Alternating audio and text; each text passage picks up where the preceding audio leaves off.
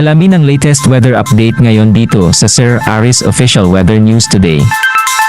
Narito ang ating pinakahuling satellite image kung saan ang frontal system ang nakakaapekto sa Northern Luzon.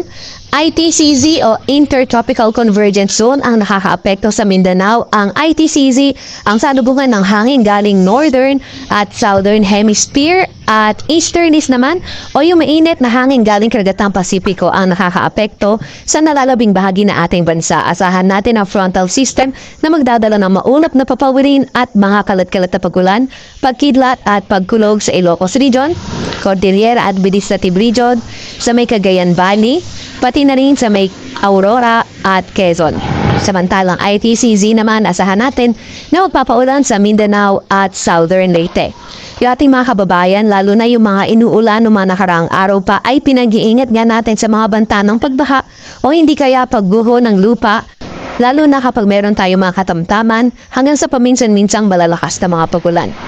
Para naman sa lagay ng panahon, sa Metro Manila at nalalabing bahagi ng ating bansa, bahagyang maulap hanggang sa maulap na papawirin na ating inaasahan at may mga tsansa pa rin ng mga localized thunderstorms. Ito mga localized thunderstorms, usually talaga mararanasan natin ito pagdating ng hapon hanggang sa gabi, kaya yung ating mga kasamahan sa Regional Services Division ay maglalabas ng mga thunderstorm advisory, rainfall advisory o hindi kaya heavy rainfall warning kung kinakailangan.